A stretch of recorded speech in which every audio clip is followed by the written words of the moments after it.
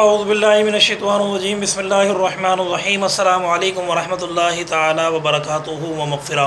आप सब देख रहे हैं कारी उमर सिद्दीकी यूट्यूब चैनल। इंशाअल्लाह तबारक व तआला आज हम गुफ्तगू कर रहे हैं सजदे तिलावत के बारे में कि सजदे तिलावत का वो कौन सा तरीका है जो हमारी इस्लाम को, हमारी शरीयत को, हमारे दीन को पसंद है, और वो कौन सा तरीका जो हमारे इस्लाम को, हमारे दीन को, हमारी शरीयत को नापसंद है।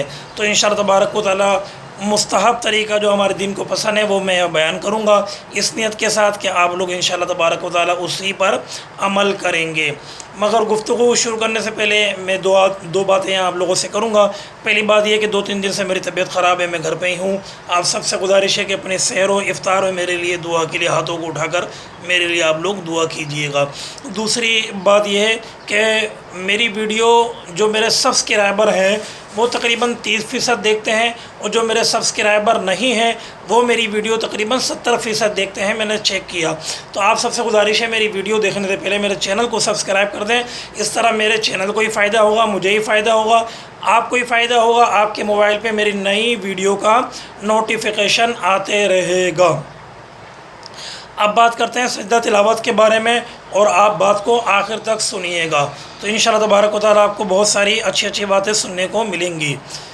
सजदा तिलावत का दुरुस्त तरीका ये है कि अगर नमाज़ पढ़ रहे हैं, और नमाज जैसे मिसाल के तौर पर रमज़ान का महीना है, तरावी हो रही है, शबीने में कुरान मजीद पढ़ा जा रहा है, अब पढ़ते पढ़ते कुरान मजीद की तिलावत करते करते आयत सजदा आ गई तो बेहतर ये है और हुक्म ये है, वाजिब ये है कि फ़ौरन सजदे में जाएंगे और सुबहान रब्बियल आला 3 मरतबा पढ़ के फिर खड़े हो जाएंगे। यह है वाजिब।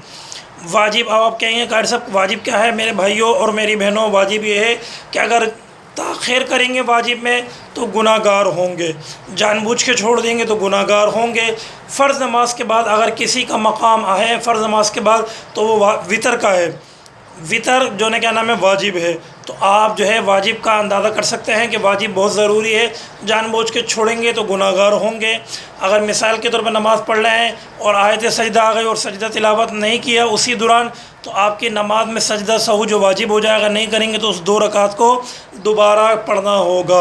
ये तो एक तरीका हो गया। दूसरा तरीका ये है कि अगर आप बैठ के कुरान मजीद फ़ुरक़ान हमीद पढ़ रहे हैं, पढ़ते पढ़ते तिलावत कुरान मजीद करते करते आयत सजदा आ गया, तो मुस्तहब तरीका ये है कि आप खड़े होंगे, कुरान मजीद बंद करेंगे, खड़े होकर आपने क़याम में सीधे खड़े होकर अल्लाहु अकबर कहते हुए सजदे में जाएंगे। हाथों को उठाना ज़रूरी नहीं है, हाथ नहीं उठाएंगे, हाथ छोड़ के अल्लाहु अकबर कहते हुए सजदे में जाएंगे।